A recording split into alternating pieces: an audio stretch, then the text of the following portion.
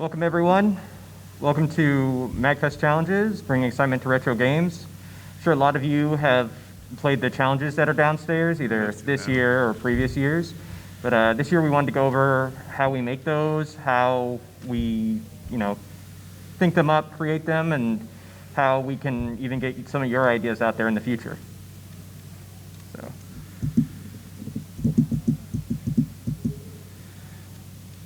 So I'm sure a lot of you wonder how we're even running all of those games down there.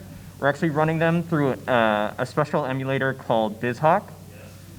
Yeah. Can I pull it up? Yeah, pull it up. Oh, we're not duplicating displays, so you have to move. Yeah, I got to slide it over.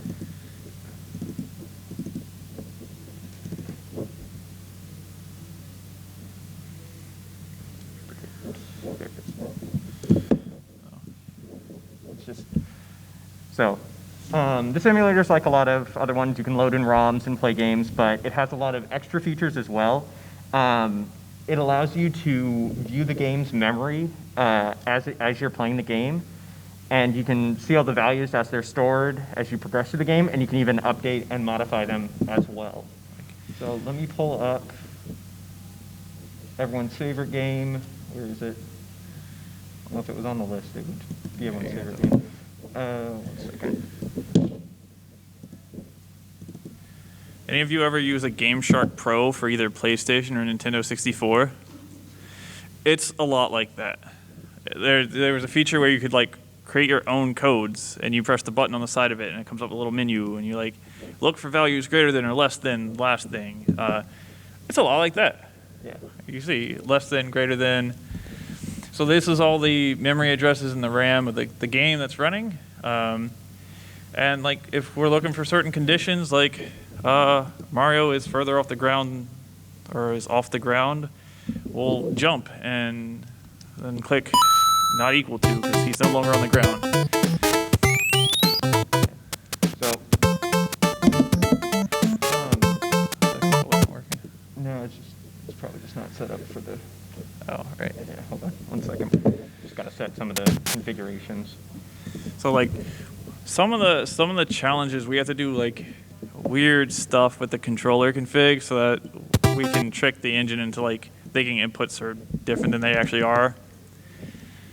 Especially sometimes when you're using the controller, you might be putting inputs into player 2's controller instead of player 1. Because some games have weird things when you do stuff with player 2. Okay, let's see if it's working. It feels like working, yeah. Okay. Get rid of this computer real fast. It's hard to play with your head turned on a swivel. Yeah. We could probably duplicate display. Oh, kill the Goomba in 1-1? That's extreme difficulty. So let's just say, hey, we got 1 coin. So let's look for a specific value of 1. So as you can see, it didn't narrow it down too much, but okay, let's get a second coin. Okay, so now look at the memory again. And hey, one of them updated to 5, one of them updated to 0. Oh. Not having luck there. But you do things like that where you just play through the game, you look for changes in memory, and you can find the various things about what's controlling the game or what's updating the display.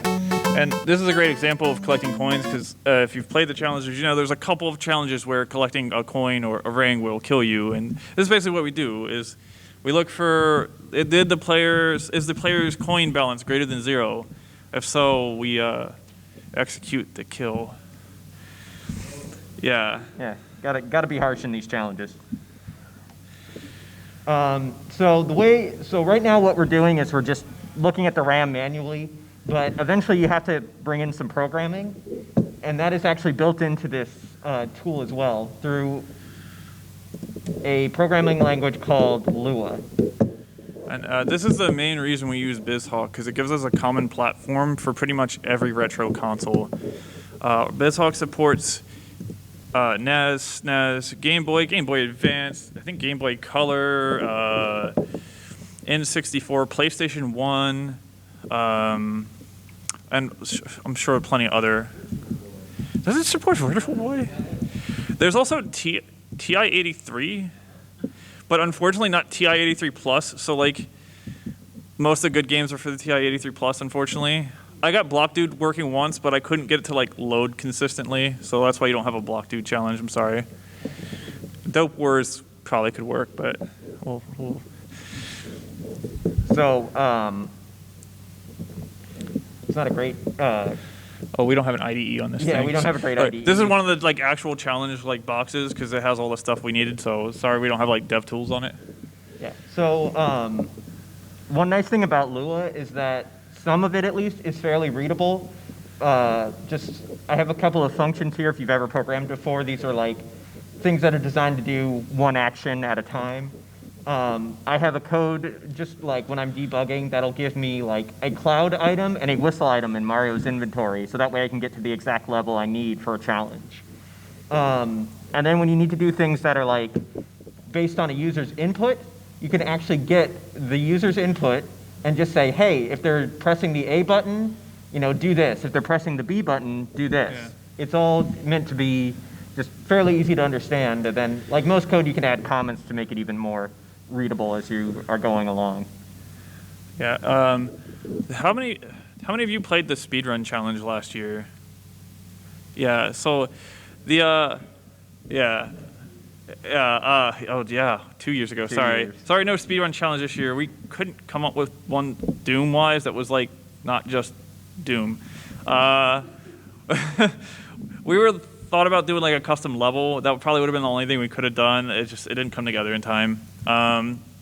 We plan on having a speedrun next.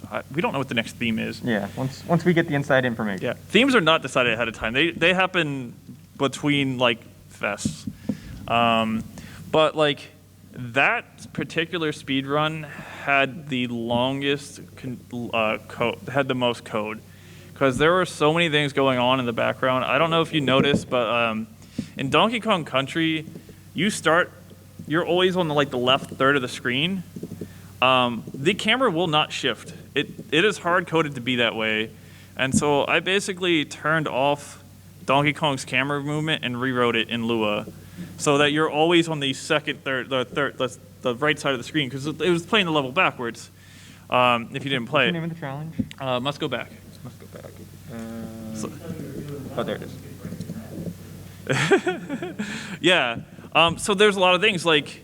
There's a lot of, yeah, you're going to pull it up? Yeah, just all your code. You can see all my functions like, right top banana time, that's actually the speedrun. It worked on the number of frames. We count the number of frames. Enforce start boundary. So you start at the end, whereas in Donkey Kong Country 2, you slam on that target at the end, and that's how it ends. Well, I have to stop that. So while you're at the end platform, or start platform in this case, I have to make sure that that doesn't happen. So on every frame, I'm writing a piece of code that disables it. And then protect barrel. Halfway through the challenge, there's a bonus barrel. If you were to go into that, it would freeze the challenge. So this piece of code actually says if Donkey Kong or Diddy Kong or Dixie Kong are approaching this boundary, this box, move them back out of it. So you can see I'm getting the player's X or Y coordinates, and then just doing simple comparison, if they're close to it, move it. Fixed camera, which is what I was talking about, rewriting the camera system for it. And I don't even remember all of it, but it's complex because there's screen offset, camera offset. There's all kinds of different values that Donkey Kong uses for its cameras. You can keep going down a little bit. Should lock camera. At multiple points, depending on what the Kongs are doing, the camera freezes. If you get hit, the camera freezes. If you change from Diddy to Dixie, the camera freezes. And because I rewrote the camera system, I also had to add that back in. Otherwise, when you would get hit, you would just scroll off the screen. Get current Kong. That's the current active Kong, because Diddy's and Dixie's X and Y coordinates are stored separately while you're playing. It's not just the active one. So you have to find out who they currently are. So there's a memory address that says 1 or 2, depending on if you're Dixie Kong or Diddy Kong. Yeah. So with like popular games like this, you can do a lot of trial and error to try and find these values, but the odds are someone else has done it in the past to do some crazy thing, and there might be documentation you can find online. This is the exact reason why there will probably every year be a Super Mario World challenge.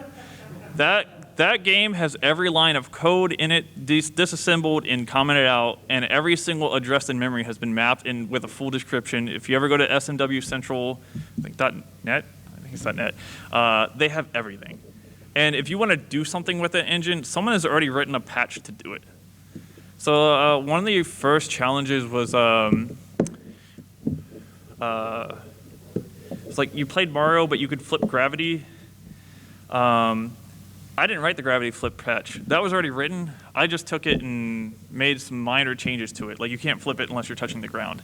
Stuff like that. And I mean, you can do all that in Lua, and you can even find other tools online as well. This year, there's a challenge where you're playing as Kirby, except he has a gun. And I learned how to do the sprite editing, and it turns out there's just a tool where you can modify sprites. Well, launch the game. Oh yeah. No, we'll just show it. Yeah. So, 1 second. Oh, the last thing about that Diddy Kong challenge, the Donkey Kong challenge, also there was wind in it that would change at different directions. So I basically took control of that. So like I checked if you're at this X coordinate on the level, change the wind direction. So like, and there's like 4 different things. Like there's a memory address for controls which way the leaves are blowing. There's a memory address that controls which way the wind blows the player. There's another memory address that controls which way the like wind effects are. And so you have to like find all these little things and change them and control them.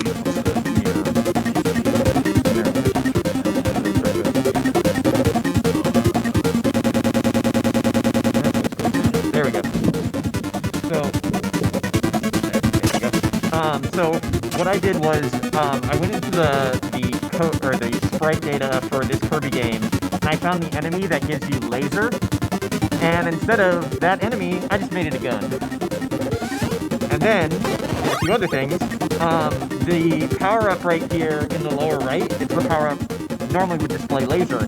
I just changed all the sprites, of which there are like 1, 2, 3, 4, like 4 by 4. Yeah, it had to edit each one individually to create just a new one that I just drew out of a lot of the other assets. And then I also had to find the sprites for when Kirby is normally just sticking out his hand to fire. And I just took the gun that's from the minigame, because there's actually a minigame in this, where Kirby is dueling a bunch of people in like a western. So I just kind of took that and grafted it on, and that way you can get it to feel like Kirby is actually firing a gun. But I'm actually... The other thing I'm doing is that Kirby's life counter is in the lower right. I'm using that to keep track of how many shots are fired while you're in a boss fight. So right now the game can actually tell I'm not in a boss fight because there's no boss health in memory. As soon as I go down here, it recognizes that, oh, there's a boss now, so when I fire, I can count down every shot that the person does. So figuring out the boss itself was actually kind of difficult because there are like 8 registries of where bosses can store health, and it just picks one of them randomly. So I actually had to write code to find which one it's currently using and how much health they have. Yeah, health isn't always straightforward in some games. There was another challenge, it was Mortal Kombat, where you actually have to like attack your enemy to keep his health up because he's slowly like bleeding out. And that was originally supposed to be Street Fighter, but like Street Fighter has this weird combo system where you can like overkill and like their routines for like checking if the enemy has died is super weird, and the character just keep dying even though you were like healing him. Like you could do an overkill move and take his life down to past 0, and I couldn't keep him alive. I couldn't figure it out, and I was like, well, let me try some other fighting games, and then Mortal Kombat's just like stupid straightforward, and that's why that is Street Fighter. Sorry, it's Scorpion. That was just me being mean. Yeah, once you start like poking through a code, you really can start seeing like the tricks that people used to use because they had such a limited space. Like in Mario 3, they actually have different code locations. One of them is telling you what Mario's current power-up is, and another memory location is like on next frame, give Mario this power-up. So it's like, it's not just you changing the value in it and it changes in the game. It actually like triggers an event to change what you have. So I can. Yeah, you show that. Yeah, so I can start pulling that up. Yeah, sure. Go for that. Let me exit out of this challenge. I literally saw this 5 minutes ago, and this is so cool. I'm sure we're gonna make a challenge out of it somehow. Yeah. 1 second. So one thing is mostly the way we've come up with challenges is that like we grew up playing retro games, so we know the games. We make the me personally, I've been making challenges off the games that I know because that's easy. I'm personally running out of games that I know very well, and so I'm trying to crowdsource some more ideas. It's just difficult because like the only way you can know like a good challenge is if you know the game. So sometimes I just sit down and play games just to play them, just to see if it's interesting. I had a Ninja Gaiden one. It's like you don't have shurikens or whatever. I just sat down and played that game one day, and that's why a lot of the things are first level because I don't get too deep into the game. The other one was Sunset Riders, which I actually really enjoyed that game. I literally had a list of games and I just picked a random number and played the game. And Sunset Riders was actually one of them. And yeah, so coming up with challenges, that's probably one of the hardest parts is I only have a limited amount of game knowledge. And for the longest time, we didn't have like Mega Man or Metroid challenges because personally, I didn't play those as a kid. My grandmom didn't buy those, you know? Like I didn't have any knowledge of those, but Baxter has. And that's why now you have like the Mega Man challenges and the Metroid challenges and that sort of stuff. And then my philosophy was always, like in the past we've had a lot of like, you can't take any damage against a boss. And while that's kind of like it's definitely a challenge, it's something you could do at home. It's something that's just like, oh, if I make a single mistake, I'm out, and that's not as fun. So I always like trying to find challenges where it's like, oh, what's something I imagined I could do as a kid? Or what's something where you're allowed to make mistakes, you're allowed to learn even while you're attempting a challenge. So that way you feel like, oh, I can definitely get it next time because I've tried a few things. So I always just look for new ways to interact with games. Like this year I did the duck hunt where you're the duck, which a lot of... so good. Surprisingly, controlling the duck is actually built into the game. So if you've ever played with a sibling, you can control the duck while they control the gun. But since we don't have zappers, I just made little paths that it looks for a duck with, and you have to try and avoid all those. Just because I thought that's a way maybe a lot of people have never experienced that game and would be... Yeah, I was so impressed until he told me it's just the second player who controls the duck, and I was like... It's like, how'd you code all that? I was like, it's all there already. Oh. But here, I think I have it ready, but I was fiddling around with Mario 3, and I made it that pressing L and R on the control stick, it changes which power-up that Mario has. So you can go from running to flying, and then while you're flying, you can be a frog, and then go back to flying. Nuki. Yeah, Nuki's in there. Yeah, so I was thinking like, I haven't solidified a challenge for this yet, but I was thinking like, maybe it could be like Mario Kart where when you get a power-up, it cycles through, and it's like, oh, which one am I going to get? Oh, that's actually hilarious. Yeah. So I was fiddling around with that, and then I was also curious to learn about the Starman power, and it's actually controlled by a timer that's in the memory. So if I press 2 buttons on the controller, it'll give me a Starman power, and I can even see exactly how much time is left. But a funny thing is, actually let me turn the sound back on. So you think, oh, it's just a normal Starman when you activate it, the music starts playing. I actually have to trigger that as well. So as well as getting the Starman power itself, I have to trigger the Starman song, and I have to have it remember what the previous song was to then start playing that again once the Starman runs out. Oh, wow. So sometimes you think something's easy, and then you run into complications as you're going, but it's always fun to just see what you get. Yeah, this is why Super Mario World was nice. It'll literally just tell you in the description, like, you also need to do this to get this to function. Yeah.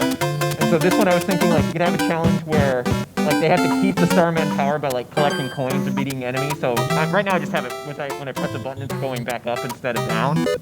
But unfortunately, the regular game timer is still going down. But yeah, but it still works, though. So I'm literally just like, I think controlling the forms would be fun. So I just made a function to do that. I think controlling the Starman could be fun.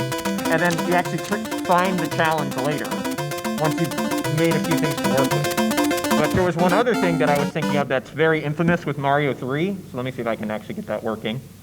Load name state. No, that's fine.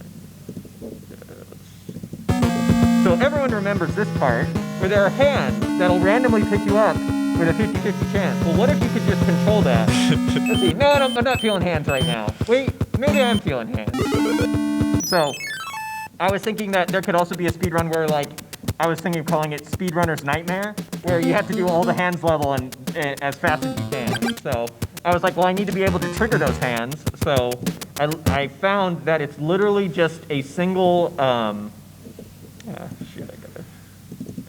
it's a single one of the RNG values that's in the game, that when it's set to 0, the hands are there, and when it's set to 1, the hands are not there. So right now I'm just displaying on the screen what that RNG value is with a little thing that tells you very clearly what it's for. Does that update every time the character moves, or is it like a timer? The RNG, it's just going nonstop. It's not when you move. It's just like, if I can find it in the system. I don't remember the. Well, I guess I'm gonna look at my code to find it. 1 second. So let's see. RNG was 781. Let me go there. It's gonna be frozen right now because we just do RAM watch. Yeah.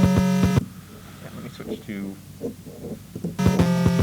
The one problem with having the RAM open is that it can sometimes slow down the game, because now it's updating a display every frame. But if you go to RAM watch, you can just look up the ones that you already know. So 781. Yeah, so right now you can see it's frozen when I am smaller. There we go. You have multiple displays at home, huh? I usually do. Yeah. I don't know where the game just went. I think it went.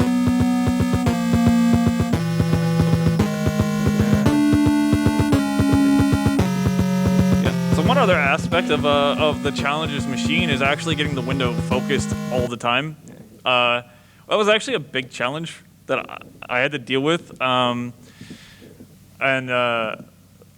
the challenger's launcher is actually written in Unity. You probably, if you ever seen it start up, it says like powered by Unity.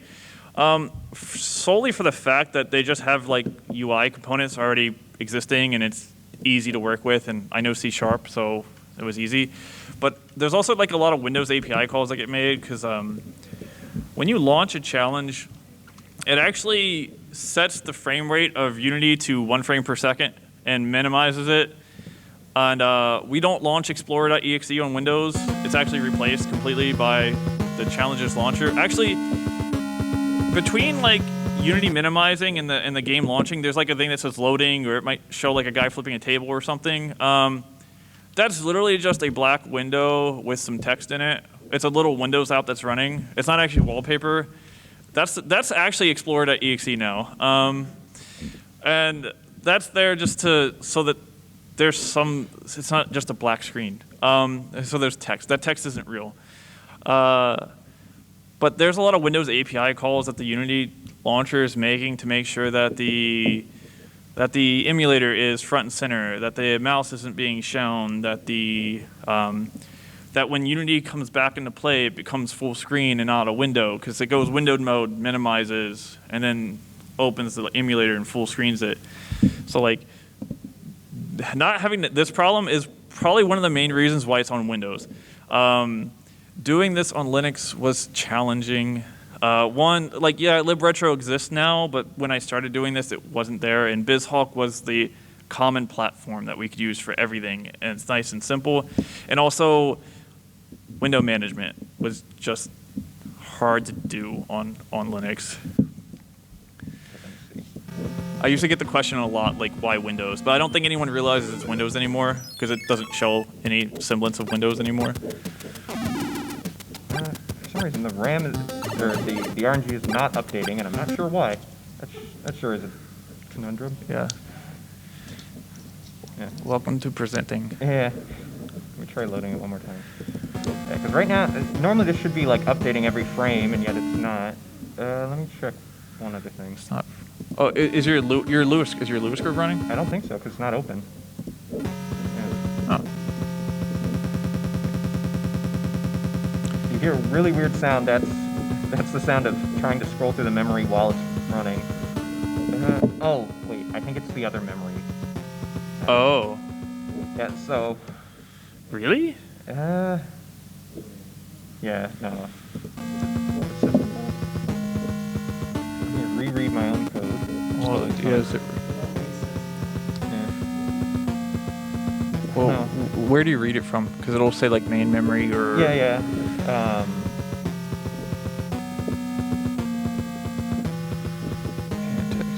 It's just. Yeah, it's weird that it's not. There should be some values that are constantly updating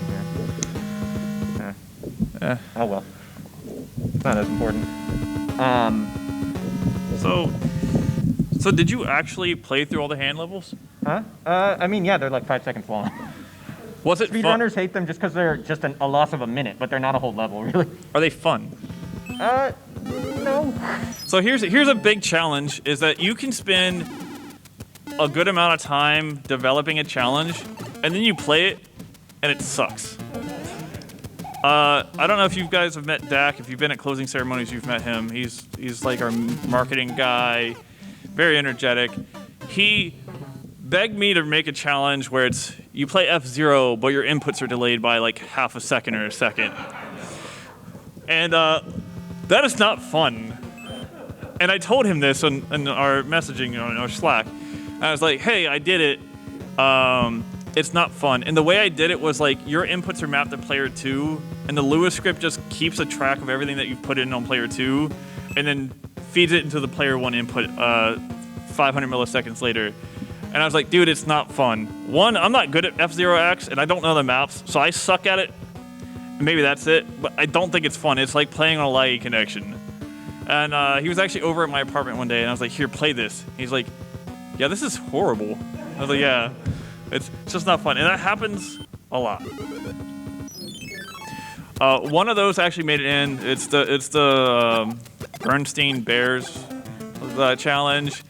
Yeah, the first batch of challenges are very all over the place. We didn't have like an ethos then. Like, we have like an ethos now. It's like we have some like rules that we do when we make challenges. Like, first and foremost, it has to be fun. That's the first and foremost.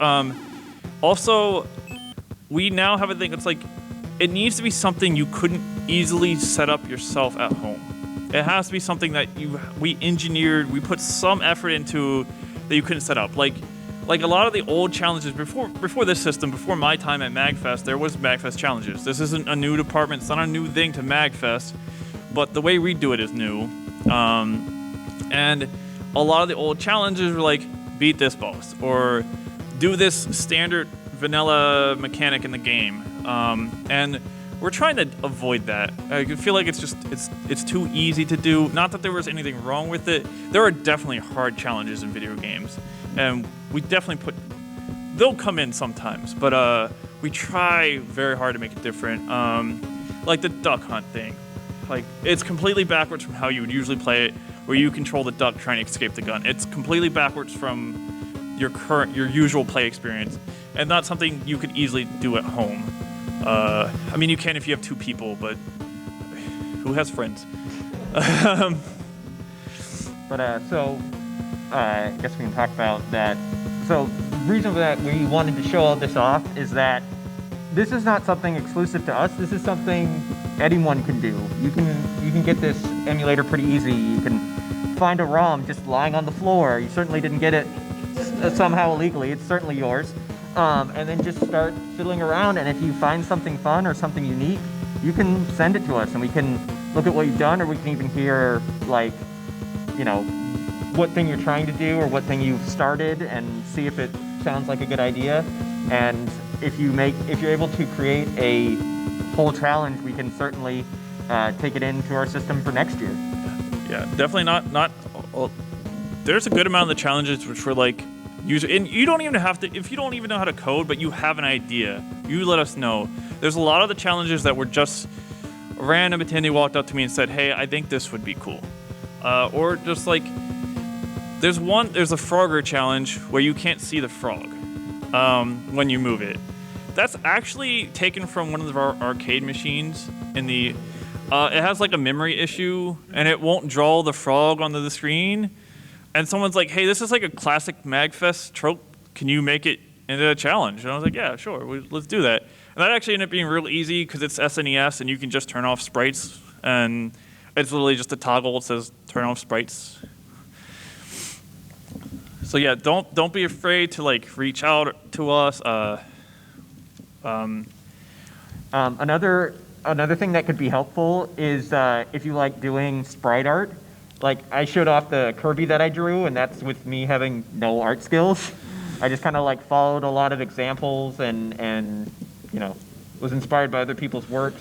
But if you are able to, if there was like a challenge you even saw this year, and you're like, hey, maybe it'd look better if you did this, then we could certainly, if you're able to create the sprites, we could try importing it in and seeing if we could get those to work. Like I was thinking, in the end, I like the duck hunt as it is because everyone can recognize it, but I was thinking like if we could turn the ducks into Doom enemies, then it would match the theme even more.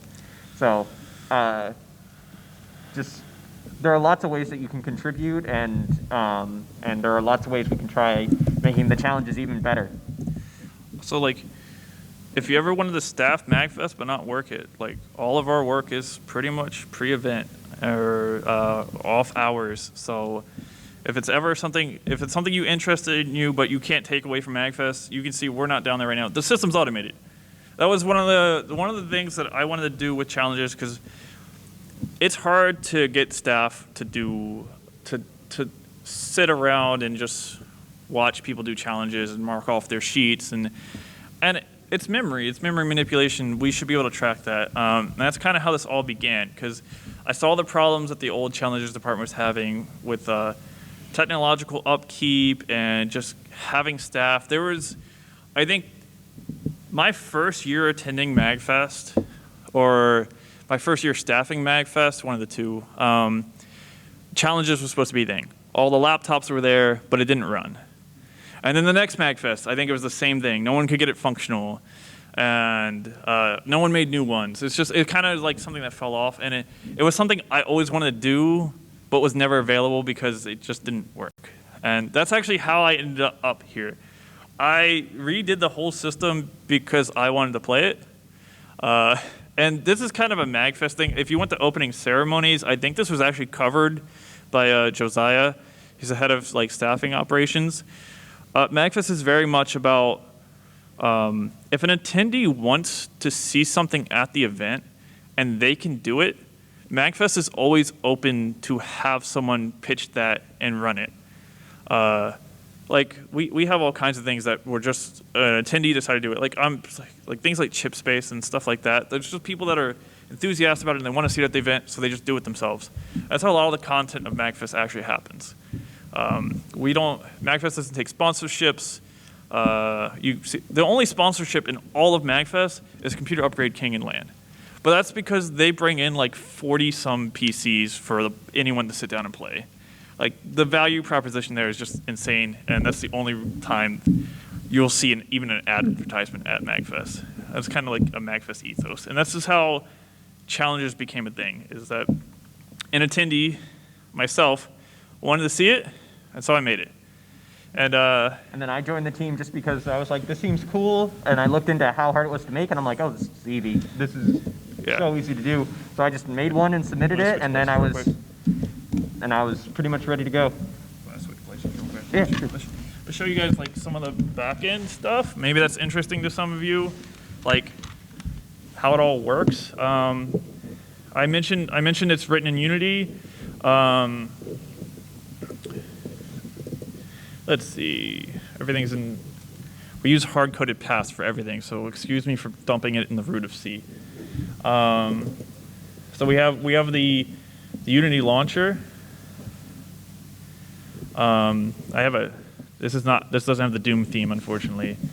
But this one, not particularly, but the way it works is when you scan your badge, it hits our registration system, checks that you're an attendee, and then we have a web server, and this Unity interface is hitting this web server for everything, how many points you've done, what you've cleared, and we can actually push updates to challenges mid-event. Like if we have a challenge that's having issues, I know that N64 doesn't work on these things very well or at all sometimes. We're trying to phase them out, but budget stuff because of pandemics and whatnot, it's hard to do stuff sometimes.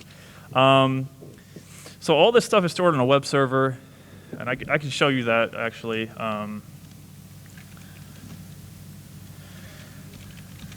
But yeah, like right at the start of the event, the challenge I wrote for Mario 64 wasn't working, so I just quickly logged in the website, said, hey, don't publish this challenge right now, and within a minute all the machines were updated and it was off the list. But it might be back up later in the event, so you now know my username. If you see a new one. Ooh. .. So, hey, look, we can see everyone who's doing a challenge right now. So this is a very simple like PHP site that I threw together. Everything is stored in MySQL, so we have all kinds of stats. Every time you do something on the challenges machine, whether you start a challenge, in the challenge, whether you failed it, completed it, how long you were playing it, we actually collect all that data. So, because what we like to do at the end of the event, and I don't have a good way to display this right now. I'm not like a data, like, I like the data, but I don't like do graphics and stuff with it. But like, so at the end of the event, we like to see how long each station was in use.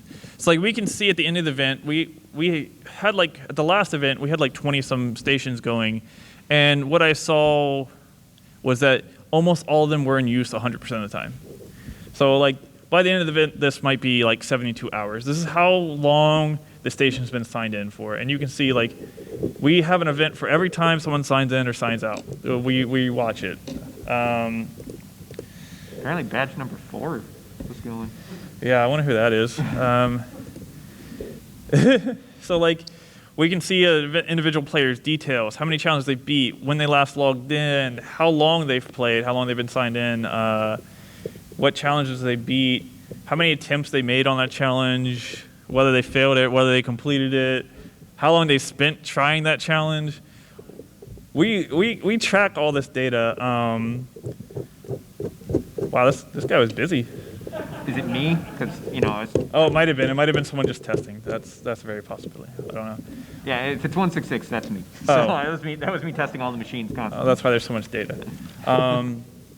This is where we keep all the challenges and like we can reorder what order they're in and that sort of thing. This is where we put all the descriptions and upload the files to it. So we do all this we don't go to each station and upload files. I did that one time and I'll never do that again. So we have a management system that it actually tracks like when you upload a file. Like if I wanted to edit this challenge and like replace the Lua file, I do it script and I would upload the file. And it actually keeps track of that and says, hey, this file was uploaded.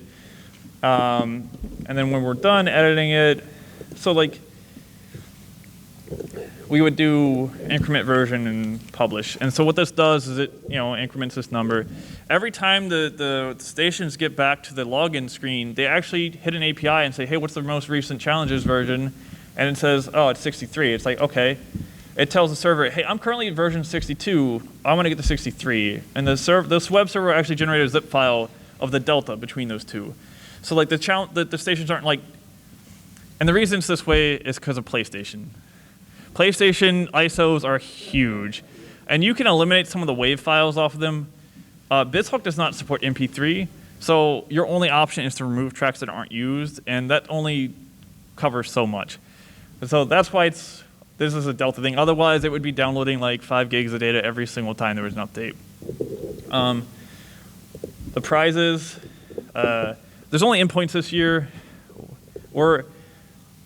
I've been trying to rewrite the prize system. The way it works now is literally when you beat a challenge and you hit that web API and you hit a certain point threshold, every time there's an insert on the database, there's a stored procedure that runs that says, what's the current point total? Oh, that's greater than 50. Let's insert an entry into the prizes awarded table that says this player has this prize for him now. It's a very simple thing. I've been wanting to rewrite it to be more arcade style. I've said that for years. I haven't done it yet. But we don't have the prizes this year anyways. There's still lots of room for improvement. You know, Yeah. we're trucking along with what we have, but it's always you always know there's more And, that we can do, and the more people we have helping, the more we can focus on these sorts of things. And as well. the reason I show this is like a lot of work has gone in to make this as simple as possible. When we're not at event, like Baxter here, he's at home. We have dev stations, and they just sign in and they talk to the server. The server's publicly available, so like if you are doing dev work, you can hit it at any time, and it just works, and you can upload and publish. Like this is how we actually do our work. We don't go in and edit XML files, and I made a GUI for everything. Everything is well, most things are GUI. The emulator config file is a mess, and that's the. You know what? I think that's the hardest part of making a challenge is editing that damn config file. So BizHog has this giant monolithic config file for all the controllers and like what Lua script to run, but actually a lot of that's getting parsed out now, so it's good. It's also the reason why you're stuck with crappy controllers for now. The controller inputs, like if I, Windows gamepad thing, each button is assigned a number, and this is how Unity works, or how the emulator maps the controls. So like B is 3. You can go buy another controller that's an SNES USB controller. B might be 2. And now none of our config files work because everything's off by 1. And this is why you're stuck with controllers, because apparently this brand of controller is no longer made, and I couldn't find any for this event. So like one of our to-do lists is to rewrite that, so that like when you start the challenge station, it actually tells you to press L, press R, press A, press B. So like we can do on-the-fly mapping. These are some of the things we do. So like it's not all challenge development. There's actually like some traditional development to it too. But yeah, so like it's just a glimpse into the background. We can see who's got. This is what the consoles table sees. When you go up and say, "Hey, I'm here to claim my endpoint," this is what they see. They see a giant list of things. So this is planning to be touchscreen friendly. That's why it's so giant. Speedruns, we sadly don't have any going this year, but when we did, there's still some times in here from last year, right? Or maybe they're from today. They're probably from like October when we started doing dev work. We tracked that errored out. Okay, well, that badge doesn't exist anymore, right? I didn't clear this database table. I just have a script that I go and clear the database every year. I don't spin the server up from scratch. But you probably saw, if you did participate in the speedrun, we had a kiosk at the end that had all the scores and stuff. It's just an addition to our data collection that we do. Oh, yeah. Yeah, that was... Actually, it's funny, making these challenges, you get, and actually we talked about this just before this presentation, is that sometimes this goes back to making challenges fun. Did any of you ever play Mario Maker? You make a level in Mario Maker, and you basically have to play from the beginning.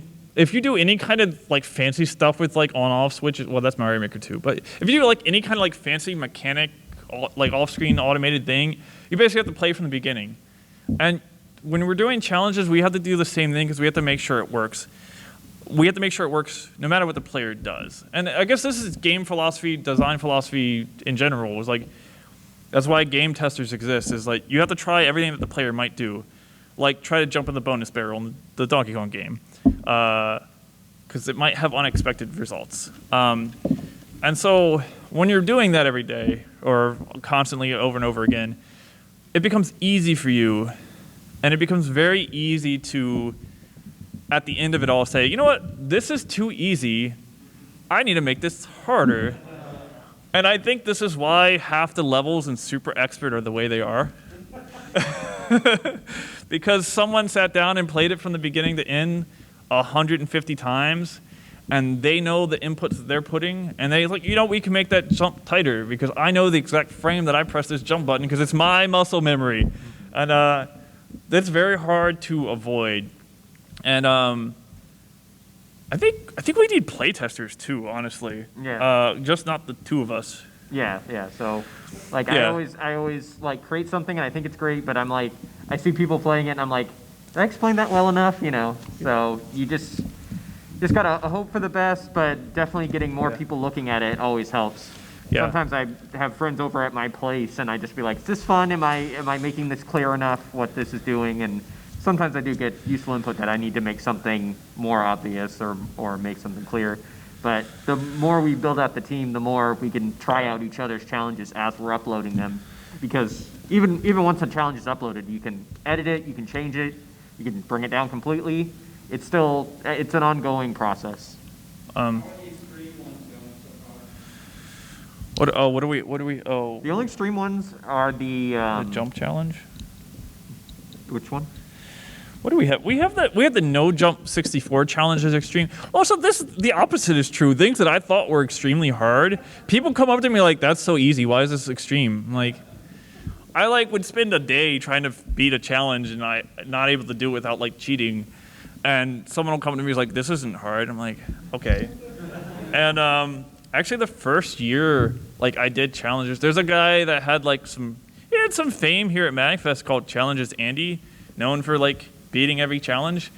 He came in on the first day and beat every single challenge that I had put out in hours. Like it was nothing. He's like, "Yeah, that was great. This is awesome. Thanks." And I was like, "You just beat all of them." Again, I don't know if anyone's done the Tyson 1 first round KO is definitely the hardest to technically achieve. And actually, that is one of the vanilla. This goes back to something I was saying. We try not to do vanilla challenges anymore. You can tell that was one of the first year challenges. It's a vanilla part of the game that was hard, and actually it is actually and actually that one's there because it's a throwback to the old challenges. That was one of the challenges, and it was pretty infamous. And yeah. Yeah, I remember they used to have it on a giant projector so everyone in the con could see that you walked up, tried for 5 seconds, got knocked out, and then went to the next person in line. We have been thinking about if we want to do a projector as well, so maybe that'll come back. We'll see. Yeah. But I guess now we could probably open up if anyone has any questions, either development questions, programming questions, or just how do you beat one of the challenges. I could probably give you a tip or two. Yeah. What do you got? I don't think we have a standing mic, so if you want to just.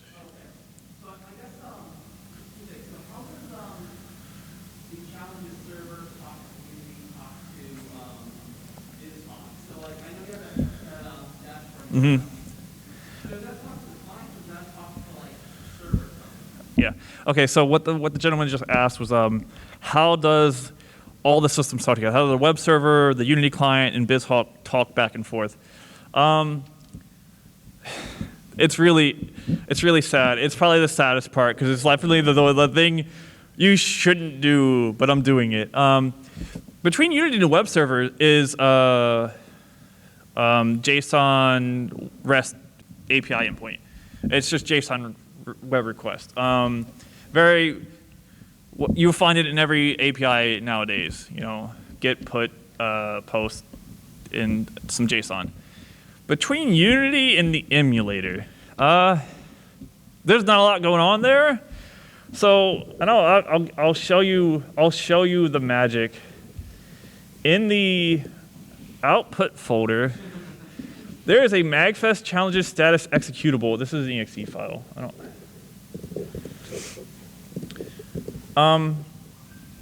The BizHawk, every challenge script. Let me pull up another window here. This is very sad. It's not the Mario one, because that isn't actually a challenge. No, yeah. Oh my God, I don't want to set up OneDrive. Yeah, just anyone. Right. Okay. Oh, that got Linuxified somehow. Yeah. Are they all did? Wait, you know what? Is this the? Maybe try one of mine. Mine were looking okay. Yeah, I don't know what happened. We had this one up. Dang. Yeah, that one was fine. Okay. Some of them got Linuxified somehow. So we have, and this is, we basically use the same template for every challenge, and we have failed, success, bonus. These are 3 booleans, and this is what we check at the very end. And if success, exit challenge 3. 3 is you have the bonus, or actually, it's actually a binary flag because there's multiple goals. Sometimes some challenges have multiple goals or multiple bonuses, and the way that works is like just every goal past the first one's considered a bonus. And so this is like the total of the bonuses. So like 1, 2, 4 would be you got all 3 bonuses. -1 and 0 is you exited, and that literally. That's how the game knows when you exit a challenge. If you exited via choice, it just takes you back. But if you exited because you've died even once, it'll know. It'll send the -1, and so it'll just stab you a little bit by saying you failed before it takes you back to the screen. And this is the saddest thing. We literally just call that executable with the number as the argument, and it writes a text file with that number in that folder. Because when I first started doing this system was made in like a week's time. I had recently left a job and I was unemployed, and I made this in a month, and the whole thing. And I didn't know the capabilities of BizHawk at the time. Like now it can support like REST APIs, and it can do sockets, and we could have it socket communicate with Unity. And no, it writes a 1 to the output folder under like status.txt. And then Unity, that running that 1 frame per second in the background, once every second, or it checks, is emulator running, yes or no? If not, read that file. And that's all the communication that goes on between Unity and the emulator. And this is why it's funny, we get asked a lot by the challenges, or the challenges watcher staff in the consoles department, like, can you put time limits? And I'm like, unfortunately, no, because there's no communication going from the emulator. The only option I would have is to kill the emulator after a certain amount of time, and no one wants their winning run to be interrupted. So we have the human element there to tell people hey, you're taking too long.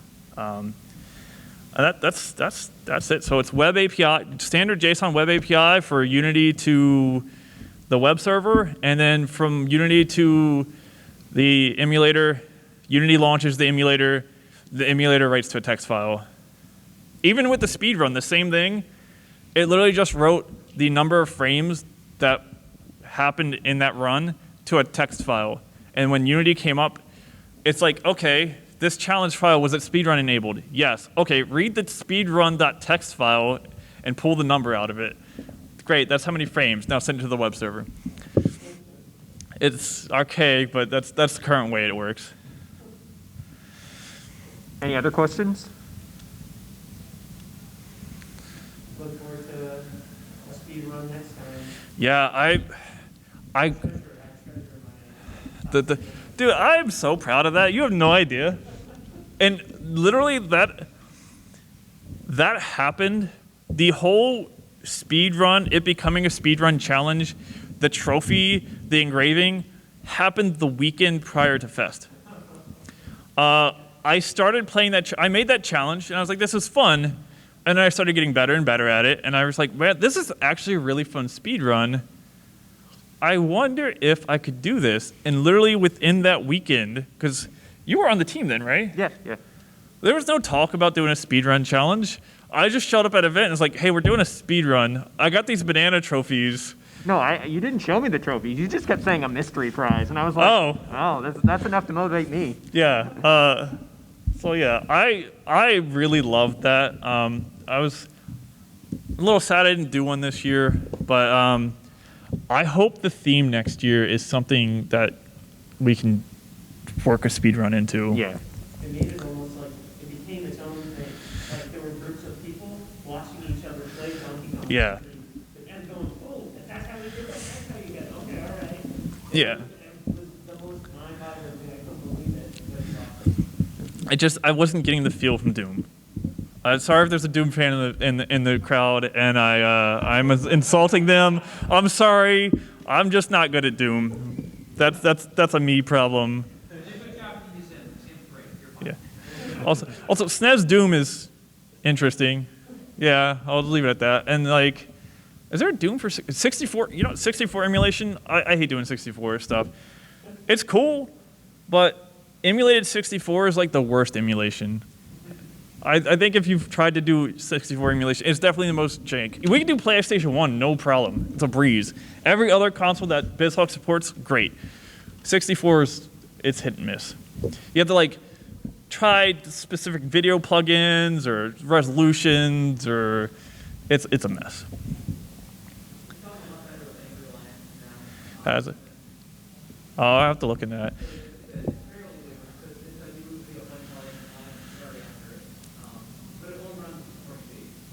Okay, so for anyone, because this is recorded, so someone from the crowd was saying there's a new video plugin called Angry Lion that is apparently really accurate, but only runs 240p. I don't think that's a problem. It's nice that we get some upscaling, but it's definitely not required. I guess I have one last question. Does anyone have a game that they haven't seen in challenges that they absolutely want to see something?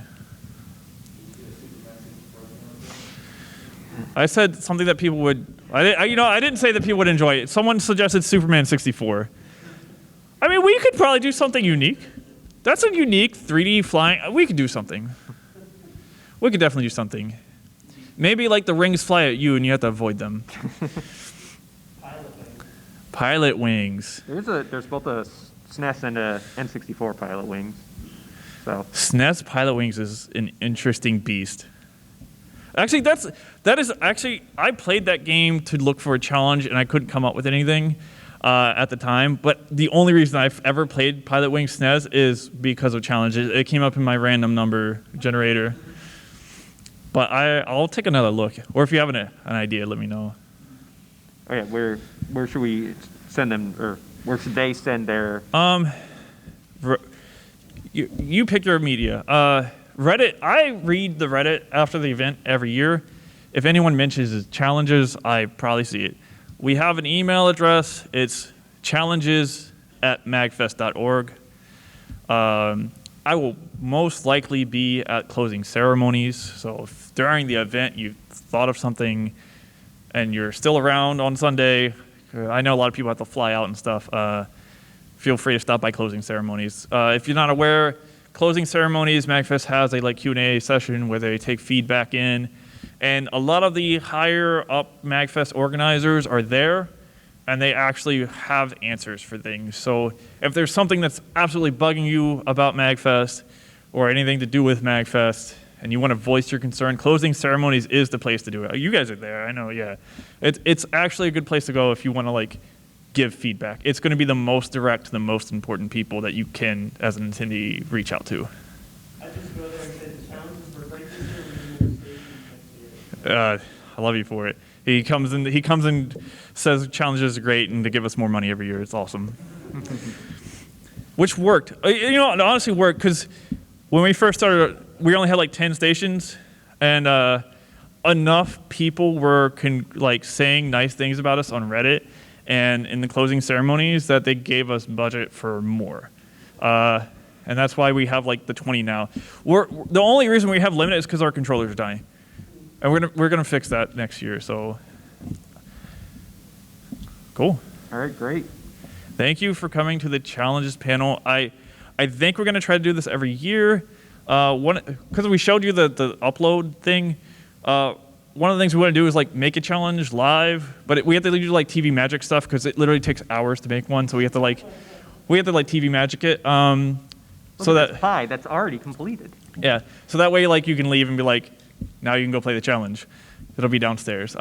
So if you come back next year, thank you, and thank everyone for coming here. Yeah, thank you very much.